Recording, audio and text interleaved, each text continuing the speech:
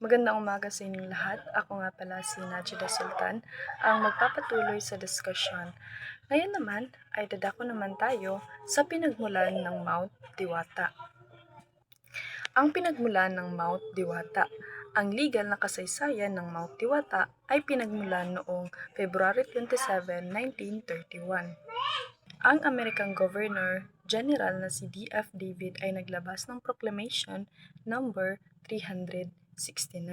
Ang nilalaman ng batas ay ginawang forest reserve ang malaking bahagi ng lupa sa Davao, Hagusan at Surigao at ang lawak nito ay 1,927,400 hektar na ang ibig sabihin ay protektado ang lugar at hindi dapat pinapakinabangan o pinagmimina. At pagkatapos ng 57 years ay maraming batas ang hindi masyadong naipatupad. Hindi ito naging malinaw at aktibo at parang nasa papel lang ang batas. Kaya sa loob ng 52 years ay walang masyadong kontrol o aksyon sa lugar. Taong 1983 ay pumasok ang pagmimina. Noong Hunyo 11, 1983, ang gobyerno sa pamamagitan ng Bureau of Forest Development ay pinayagan ng Copper Mining Corporation na mag-explore ng mineral sa lugar. Ang layunin nito ay maghanap ng ginto at iba pang mga yamang mineral. Sa pamamagitan nito, hindi pa masyadong nakita ang pagiging epekto sa kalikasan kaya pinayagan ito. Bagamat kumilos ang mga katutubong nakatuklas nito. May mga lokal na tao na naunang nakatuklas ng yaman sa Mount Diwata at pinangunahan nito ni Camilo Banad. Ang ginawa nila ay nag-file sila ng mining claims na legal na pag-angkin sa lupa. At humigit ito kumulang ng 468 hectare. At bakit nila ito ginagawa? Of course, para maunahan ang gobyerno at ang mga kumpanya at maprotektahan ang kanilang karapatan sa lupa. Pagkatapos ay nakipagkasundo ang mining company noong 1983. Nakipag-partner sila sa Apex Mining Company na ang layunin nito ay mapalakas ang pagmimina at magkaroon ng tulong sa operations para sa kagamitan or mga system. So, of course, no, ang Mount Diwata ay dating protektadong kagubatan pero dahil sa kakulangan ng pagpapatupad ng batas at pagpasok ng mining companies ay unti-unti itong naging lugar ng pagmimina. At ngayon naman ay dadako naman tayo sa permit to explore. So, Copper Mining Corporation, isa sa mga pangunahing naghahabol, ay nagrehistro ng kanilang unang pag-angkin sa pagmimina noong Enero 19, 1984. Ang Copper Mining Corporations ay unang nagrehistro ng kanilang pag-angkin sa pagmimina. Ginawa ito sa pamamagitan ng paghahain ng declarations ng locations alinsunod sa PD 463 o Mineral Resources Development Decree na batas na nagtatakda kung paano maaaring mag-angkin ng mina sa Pilipinas. So noong April 11, 1984 ay napag-alaman nila na ang lugar ng kanilang inaangkin ay kabilang pala sa Agusan, Davao, Surigao sa Forest Reserve. Sa halip na nag-apply sila para sa protektong permit na nagbibigay ng karapatan sa kanila na mag-explore o maghanda ng mineral bago magsimula ang actual na pagmimina. So noong Hunyo 1, 1985 ay binigyan sila ng gobyerno ng protektadong pagmimina sa loob ng 6 na buwan. Ang permit ay sumasaklaw ng 4,941 hectare sa loob ng forest reserve. So, bago pa man mag-expired ang protections permit is naghain ang Copper ng applications para sa exploration permit sa Bureau of Mines and Geoscience o tinatawag nating BMG.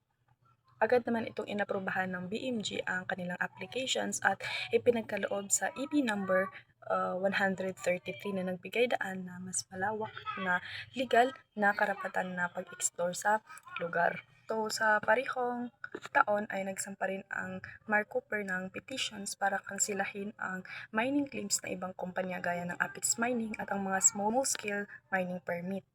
But ang Bureau of Mines is nagpasya sila sa pabor ng Apex Mining Corporations na pinahayag din nila na walang bisa ang EP number 333 dahilan upang magsimula ang isang batas na profile na legal na labanan ng gold rush sa lugar. At ang naging resulta at epekto nito ay ang desisyon ay nagsimula ng mga controversial or conflict na alitan ng pagitan ng Mark Cooper at iba pang minero. Ang gold rush na lugar ay nagsimula sa sentro high-profile legal scuffle na nagpahaba at nagpabigat sa process ng pagmimina at exploration. Dito naman tayo sa ang unang senyales ng tunggalian ay lumitaw noong April 15, 1987. Dito ay lumitaw ang mga unang serye ng legal na tunggalian. Ang DENR Secretary Fulgencio S. Factura ay binaligtad ang utos ng Bureau of Mines and Geoscience or BMG. Dahil dito ay itinuturing na walang visa ang lahat ng mining claims, prospect man o hindi, dahil sa hindi pagsunod sa tamang pamamaraan ng pag-stake ng claim sa government reservation. So after ang decisions ay naghain ang motion ng Apex Mining Corp para muling isaalang-alang ang kanilang claim.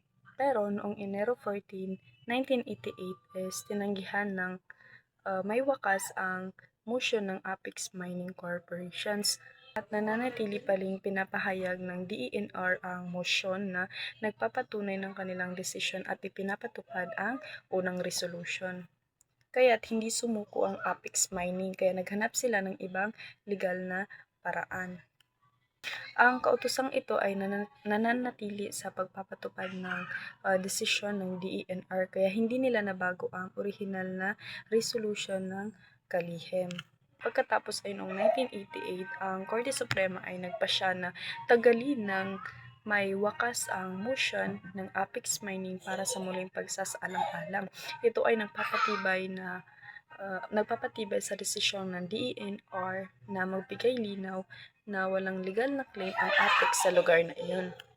At wala pang 2 linggo bago mag-expired ang exploration permit ng EP-133 ay muling humiling ang Mark Cooper noong February 29, 1988 ng extension ng 2 taon. Nangangatwiran sila na hindi pa ganap na ipatupad ang kanilang work program dahil sa umiiral na kondisyon ng panahon, pendency, at kasalukuyang legal na sitwasyon na hindi pa malinaw. Pagkatapos ay ang Mines Bureau ay nasa obedience o pansamantalang hindi pa pinatuloy ang desisyon tungkol sa extension dahil sa umiiral na legal na kaso.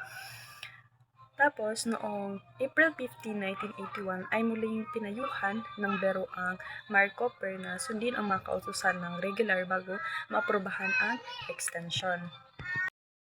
Noong Hunyo 27 sa parehong taon, ang opisina ng Pangulo sa OP Case Number DENR sa DENR Case Number 6582, ang parehong demand ay nagpagdesisyonan ng kalihim noong nakaraang taon.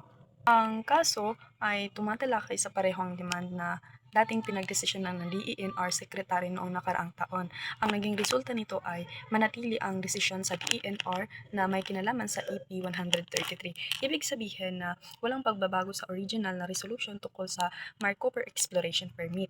At dahil sa pagpapatuloy na desisyon ng OP ay si Mark Cooper ay muli kumili ng another extensions ng EP 133. Noong August 4, 1984 ay nagbigay sila ng applications para sa extension ng 2 taon at noong Marso 16, 1940 ay nagsampa sila ulit ng another na kahilingan. Ang tugon ng DENR ay favor na isaalang-alang ang kahilingan ni Mark Cooper. Naglabas ang DENR ng pahayag ng applications para sa pag-renew ng EP 133 at bibigyan ng takdang panahon ang provision ng Section 7 ang DEO 1987. Ibig sabihin may regular at limitations kung gaano katagal ang extensions na pwede nilang ibigay. Pero hindi pa rin nasiyahan ang Mark Cooper sa resulta kaya noong 1990 ay sinulat nila ang kanilang kahilingan para sa EP 133 na extension. At ang kanilang dahilan ay ang desisyon ng Korte Suprema ay nagpahayag ng tanggi ng may wakas ang motions ng Apex Mining Corporations para sa muling pagsasaalang-alang. So, dahil dito ay nais nilang siguraduhin na maaprubahan ang kanilang explorations permit sa ilalim na legal na linya at ng pagiging hadlang mula sa apex o sa ibang legal na isyo. Noong Hunyo 27, sa parehang taon, naghain ito ng letter of intent para sa isang kasunduan sa pagbabahagi ng pagproseso ng mineral sa EP-133 lugar. Pagsapit ng Enero 29, 1992, isinumit ni Mark Cooper ang kahilingan nito para sa isang bagong 24 na buwang extension sa EP-133 na agad na naaprubahan pagkalipas lamang ng 4 na araw. So, dito, noong Hunyo 4, 1993, ay humiling si Mark Cooper ng isa pang extension sa EP-133 na ang dahilan ay kawalan ng katiyakan sa kanilang karapatan sa lugar lalo na matapos ang desisyon ng Korte Suprema noong Enero 14, 1939 tungkol sa motion na inihain ng lalawigan sa Davao. Pagkalipas ng halos isang buwan ay inaprubahan ang Regional Office of DENR ng DENR ang ikatlong extension para sa Mark Cooper. Ang extension ay nagbigay sa kanila ng karagdagang 12 years para sa exploration activity sa lugar ng EP-133. At noong February 16, 1941, si Mark Cooper ay itinalaga at inilipat ang lahat ng karapatan at benefits at interest nito sa EP-133. At ang EP-133 ay inilipas sa Southwest Mindanao Gold Mining Corporations na ngayon ay bagong holder ng exploration permit sa lugar. Dito naman tayo sa strategy at kamatayan. So, habang nagaganap ang mataas na profile sa legal na labanan ng mga korte at boardrooms, ay patuloy pa rin ang explorations at small-scale mining sa gold rush area. Ibig sabihin ay kahit may legal na issue ang Mark Cooper at ibang kumpanya, ang maliit na minero ay magpapatuloy sa pagmimina sa ilalim ng lupa at iba pang bahagi ng bundok. Kaya, noong Mayo 30, 1989, ay naganap ang malaking trahedya sa Mount Diwata, particularly sa lugar ng Balete. Isa sa pinaka-concentral ng mining operation. At ang mga naging sanhi nito ay ang malakas na pag-ulan, mahinang undergrounds, and hindi matibay na mga suporta sa ilalim ng lupa. Kaya naging resulta ito ng mga libu-libong namatay at maraming buhay ang nawala sa landslide at pagguho ng mina. At noong Mayo 3, 1991 ay naglabas ng ulat ang Davao del Norte tungkol sa epekto ng pagmimina sa kapaligiran sa hayop.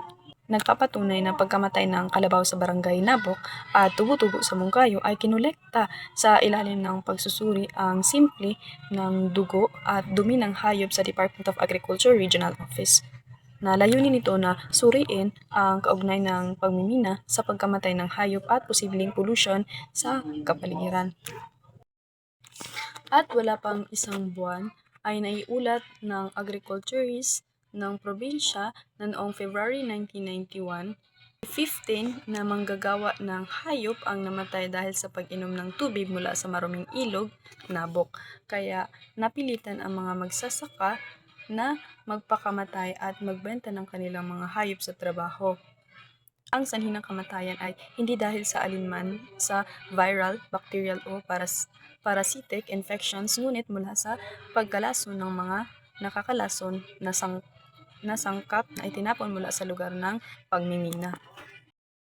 Ngayon ay dito naman tayo sa minahan ng bayan. Isa sa mga katanggap-tanggap na kompromiso na ginawa ng DENR para pagsama-samahin ang mga nasasalungkat sa partido sa pagmimina at negotiations table ay ang decisions na idiniklara ang 729 hectare sa lugar ng Buenas Tenago bilang minahan ng bayan. Dito ay ikinatuwa ang desisyon ng mga grupong Bluecor Helicia, isa sa mga pangunahing minero sa lugar. At noong August 24, 1999, nagkaroon ng pulong ang mga kinatawan mula sa tatlong malalaking mining operation sa Mount Diwata. At layunin ng pulong na iyon ay sumang-ayon at sumunod sa desisyon ng DENR tungkol sa minahan ng bayan. At pagkalipas ng halos isang buwan, noong September 23, 1999, opisyal na iproklama ni DENR Secretary Antonio H. Cariles ang lugar bilang People's Small-Scale Mining Area o minahan ng bayan. Deklarasyon ay nagbigay ng legal na batayan para sa mga small-scale mining sa lugar ng Buena, tinago. At ang declarations ay nagdulot ng pagkahalong impressions sa mga autoridad.